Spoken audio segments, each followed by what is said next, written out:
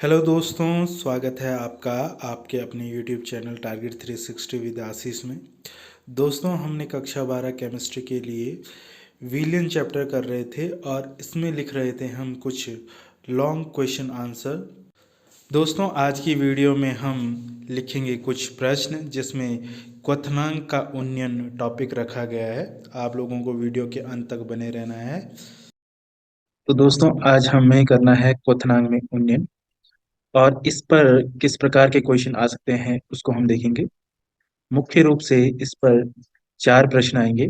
पहला, क्वथनांक में उन्नयन क्या है। दूसरा,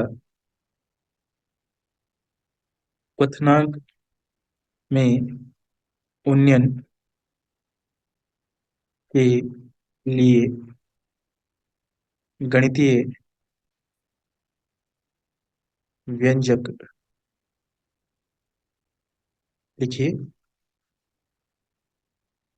तीसरा प्रश्न आएगा दोस्तों, इसकी सहायता से विलेय का अणुभार ज्ञात कीजिए। विलेय का अणुभार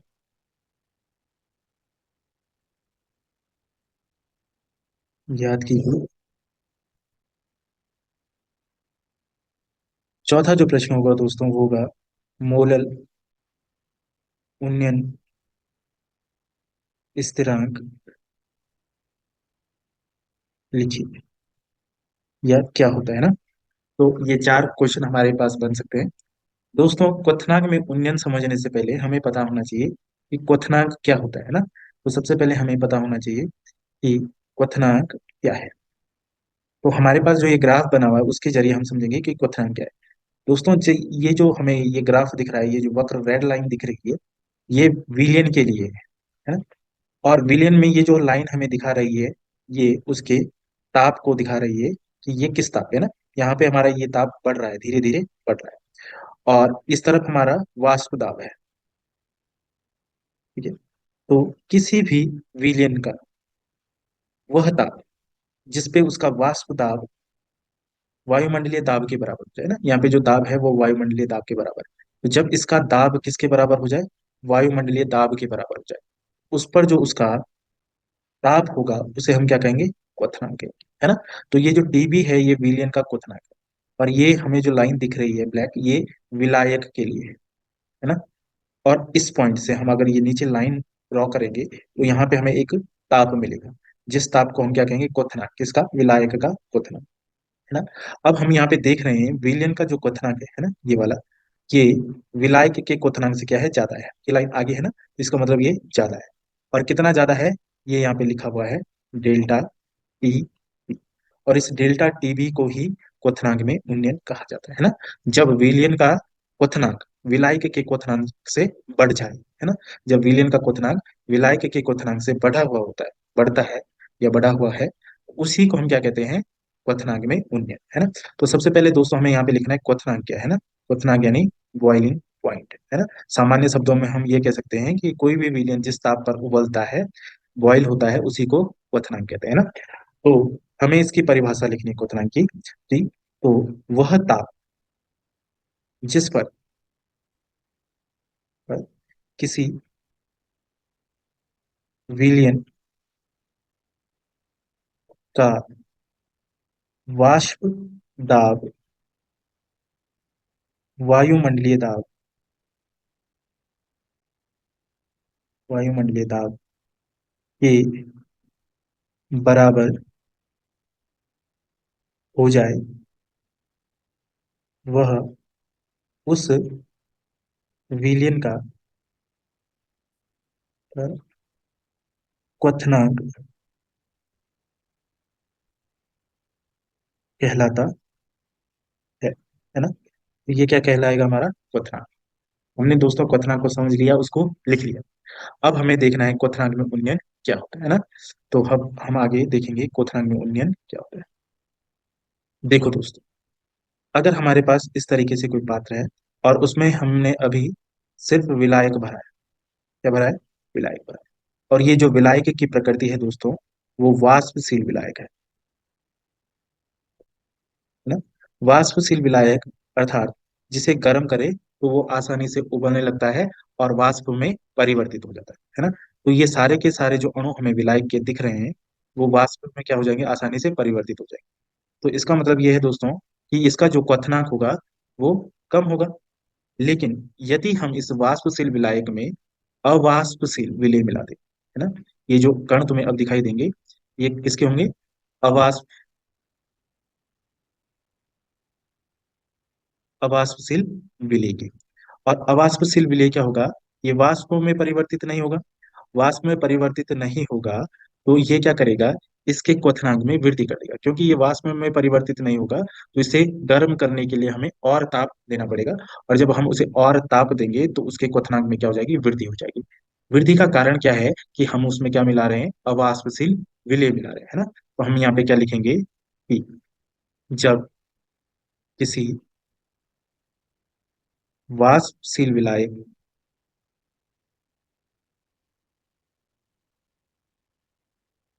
विलायक में अवाष्पशील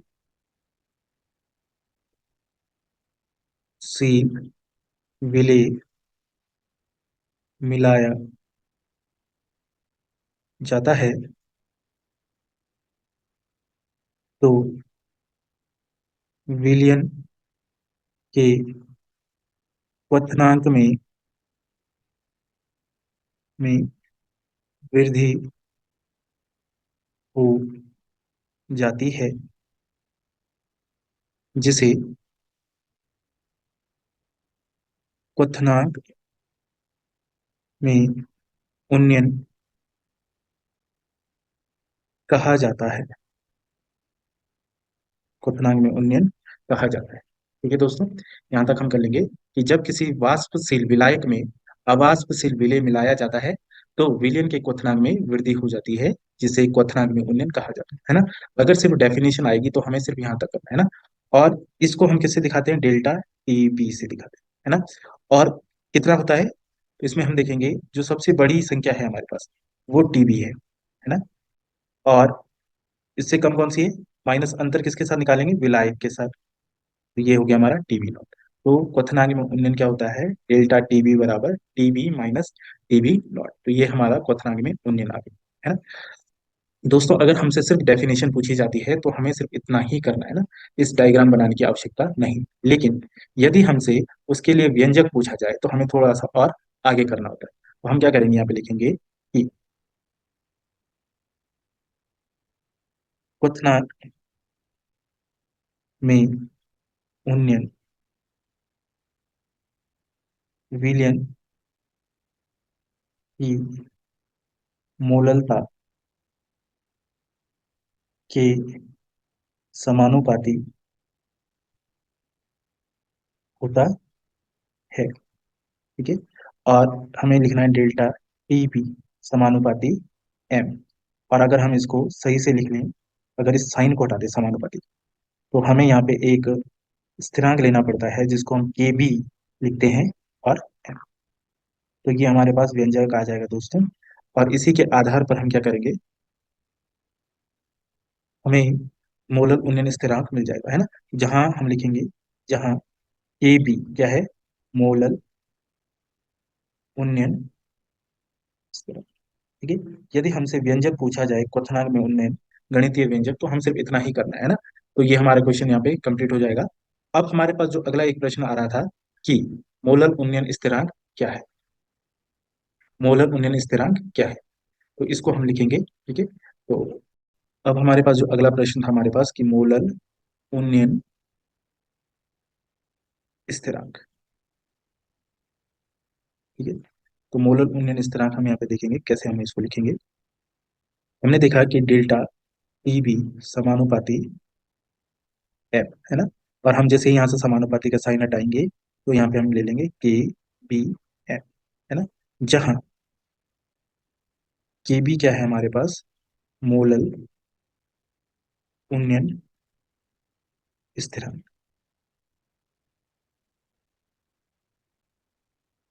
ठीक है। अब दोस्तों हम यहाँ पे लिखेंगे यदि विलियन की जो मोललता है वो एक हो जाए, एम बराबर वन। देखो क्या आ जाएगा, डेल्टा टी बी बराबर ए, है ना। तो डेल्टा टी बी बराबर के बी। अब हमें यहाँ से ये पता चल गया कि अगर किसी विलयन की मोललता एक हो तो जो क्वथनांक में उन्नयन है वो के बी के बराबर होता है ना। तो यहीं से हम डेफिनेशन लिखेंगे कि मोलल उन्नयन स्थिरांक उस स्थिति स्थिति में विलयन के क्वथनांक में उन्नयन के बराबर होता है जब विलयन की मोललता मोललता इकाई हो। ठीक है। तो ये हमारे पास मोलर उन्नयन स्थिरांक की डेफिनेशन हो जाएगी कि मोलर उन्नयन स्थिरांक उस स्थिति में विलयन के क्वथनांक में उन्नयन के बराबर होता है जब विलयन की मोलरता इकाई हो या होती है। ठीक है। तो दोस्तों एक प्रश्न ये हो जाएगा हमारे पास, एक नंबर में ये प्रश्न आएगा आप लोगों को, और बहुत ही आसान सा प्रश्न है, आसानी से हम इसको सॉल्व कर सकते हैं ना। अब दोस्तों अब दोस्तों अगर हमारे पास जो अगला प्रश्न, तो दोस्तों जो हमारे पास अगला प्रश्न मैं आप लोगों को बता रहा था कि क्वथनांक में उन्नयन की सहायता से विलेय का अणुभार ज्ञात कीजिए। विलेय का अणुभार ज्ञात कीजिए, है ना। तो इसको कैसे ज्ञात करेंगे, तो हमें पता है जो डेल्टा टी बी है क्वथनांक में उन्नयन है वो समानुपाती होता है किसके, एम के। और यहाँ से अगर हम इस साइन को हटा दें तो यहाँ पे एक स्थिरांक आ जाता है के बी एम, है ना। अब हमें मोललता तो पता ही है ना। मोललता तो हमने पढ़ रखी है। मोललता क्या होती है, विलेय के मोलों की संख्या, विलेय के मोलों की संख्या बटे विलायक का भार, ना, भार, है ना। तो इसका फॉर्मूला निकालना आप लोगों को आता होगा, है ना। तो इसका जो फॉर्मूला निकलता है वो होता है W B upon M B into thousand upon W A. ये दोस्तों तो ये फॉर्मूला हो जाएगा किसके लिए, हमें मोललता के लिए। और यही फॉर्मूला हमें यहाँ पुट करना है।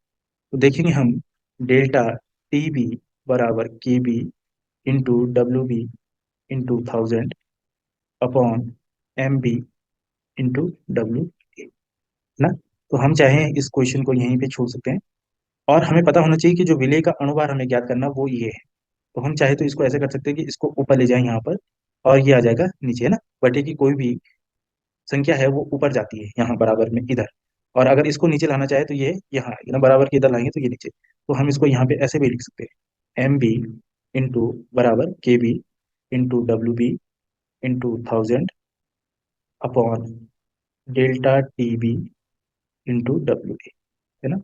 तो ये फॉर्मूला किसके लिए हो जाएगा, अणुभार के लिए। ठीक है दोस्तों। तो हमने इसमें अभी चार प्रश्न देखे, इनको कैसे लिखना है आप लोगों को मैंने बताया है। ठीक है। अब हम दोस्तों आगे एक न्यूमेरिकल पे चलेंगे। तो दोस्तों ये न्यूमेरिकल है हमारे पास क्वथनांक में उन्नयन के लिए, तो हमें इसे इसको यहाँ से देखना है ना। और इसके कारण मैंने लिखाए थे, ठीक है। तो एक अवाष्पशील विलेय के 10 ग्राम, है ना। तो हम यहाँ पे सीधा लिख देंगे विलेय का भार, ठीक है, यानी डब्ल्यू बी कितना दिया हुआ है, 10 ग्राम। ठीक है। विल 100 ग्राम बेंजीन में घोलने पर, है ना। तो विलायक दे रखा है हमें, विलायक का भार यानी डब्ल्यू ए 100 ग्राम, है ना।